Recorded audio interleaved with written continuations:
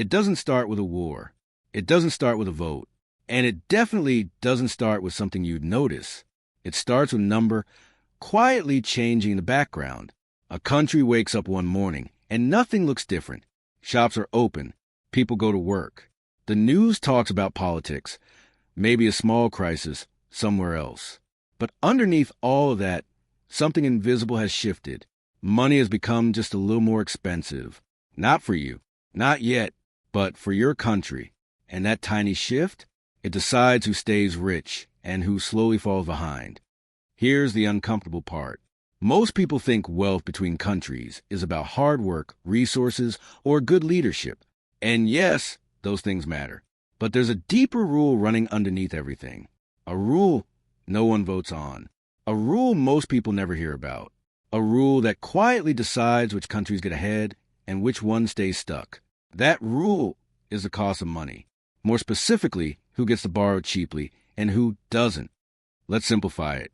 Imagine two people. Both are smart. Both are hardworking. Both want to build something, a business, a home, a future. But one can borrow money at 2% interest. The other, 12%. Same effort, same ideas, completely different outcomes. The first person can take risks, expand, survive mistakes, grow faster. The second person, every decision is heavy. Every mistake is expensive. Growth is slow or impossible. Now scale that up from two people to entire countries. Some countries borrow money at incredibly low rates, sometimes close to zero, sometimes even negative. Others, they pay 8%, 10%, even 15% just to access the same thing, capital. And that difference doesn't just affect governments. It affects everything. Businesses, housing, jobs, infrastructure, innovation.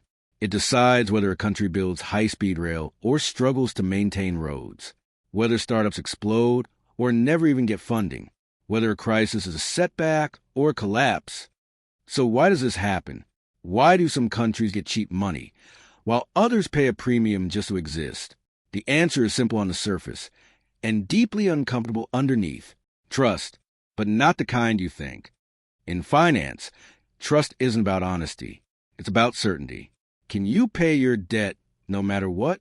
Can your currency hold value? Can your system survive shocks? If the answer is yes, or even probably, money flows in. If the answer is uncertain, money demands a price. That price is interest. Here's where it gets strange. The countries that already have strong economies, stable currencies, and global influence are seen as safe, so they borrow cheaply, which lets them invest more, which makes them stronger, which makes them even safer, which lowers their borrowing cost even further. It's a loop, a reinforcing cycle. The rich countries get cheaper money because they're rich, and they stay rich because their money stays cheap. Now flip it. A country with instability, weaker institutions, or a history of crises is seen as risky. So lenders charge more, which makes borrowing expensive, which limits investment, which slows growth, which increases risk even more, which raises borrowing costs again. Another loop, but this one traps you. This is a silent rule. It's not written in law. There's no global vote, no public debate, but it quietly shapes the entire world economy. And here's the part most people miss. Even when two countries do everything right, this system doesn't reset because the starting point matters. A country that was historically stable, wealthy, and integrated into global finance gets a benefit of the doubt. A country that wasn't has to prove itself constantly. And even then, one crisis can erase years of progress. Think about what that means. A developed country can run massive deficits, print money, take on debt, and still borrow cheaply.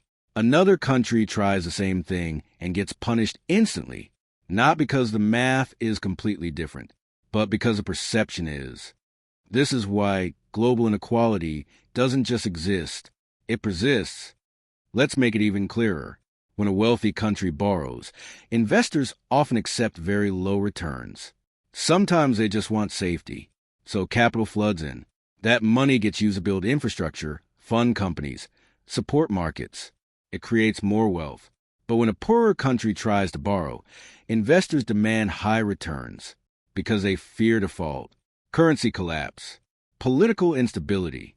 So even when money comes in, it comes with pressure, high interest payments, strict conditions, short timelines. Instead of fueling growth, debt becomes a burden. And here's the irony. The countries that need cheap money the most get it at the highest cost, while the countries that need it the least get it almost for free. Now, let's talk about the global layer, because this isn't just about individual countries. There's a deeper structure behind all of this, a hierarchy. At the top, a small group of currencies dominate global finance. They're used in trade, reserves, and international lending. This gives those countries something incredibly powerful: demand for their money, constant demand, which means they can borrow in their own currency cheaply at scale. They don't have to worry as much about exchange rates or external pressure. Other countries, they often have to borrow in foreign currencies. That changes everything, because now it's not just about paying back debt. It's about the value of your currency staying stable. If your currency weakens, your debt effectively grows, even if you didn't borrow more. So now you're dealing with two risks at once: interest rates and currency volatility. And both are influenced by global perception, not just local reality. This is why crises hit some countries harder than others. A shock happens. Maybe global rates rise. Maybe investors get nervous. Money starts leaving. The currency drops. Borrowing costs spike. Debt becomes heavier. Growth slows. And suddenly, a manageable situation becomes a full-blown crisis. Meanwhile, stronger economies often experience the same global shock and barely flinch because their borrowing costs stay low, their currencies remain stable, and investors often move their money into those safe places during uncertainty, which makes them even stronger. It's almost backwards. When the world gets unstable, the strongest economies attract more capital, and the weakest lose it. Now here's where the story gets even more uncomfortable, because the system doesn't just affect governments.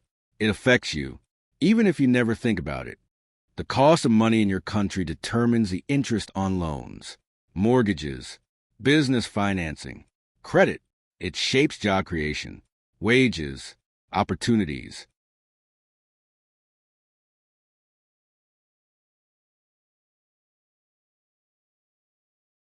It influences whether companies expand or hold back, whether new industries emerge or never start. You might think you're competing globally based on skills or effort, but there's another layer, an invisible one, where the price of money quietly tilts the playing field. And the craziest part? This system is mostly self-reinforcing. There's no central authority deciding outcomes, no single villain pulling strings. It's the result of millions of decisions, investors chasing safety, institutions protecting capital, markets reacting to risk. But together, those decisions create a structure that's incredibly hard to escape. Now, every so often, something disrupts it. A country reforms its system, builds credibility, attracts investment, gradually lowers its borrowing costs. It climbs a ladder, but it's slow and fragile. Because one major shock, political instability, a financial crisis, a sudden policy mistake, can push it back down. And once borrowing costs rise, the climb becomes even harder. So when people say, why don't all countries just develop faster? They're missing this layer. It's not just about effort. It's about the cost of capital. And the cost of capital is shaped by a global system that doesn't reset easily. And that brings us to today. Because something is changing. Global interest rates have been rising. After years of cheap money, the cost of borrowing is going up. And when that happens, the gap between strong and weak economies often widens. Because stronger economies can absorb higher rates. Weaker ones struggle. Debt becomes heavier. Currencies come under pressure. Investment slows. And the silent rule becomes louder. So now we're in a moment where this hidden system matters more than ever, not just for governments, but for the future of entire regions. And here's the question that lingers. If the cost of money quietly decides who stays rich and who falls behind. And if no one actually votes on it,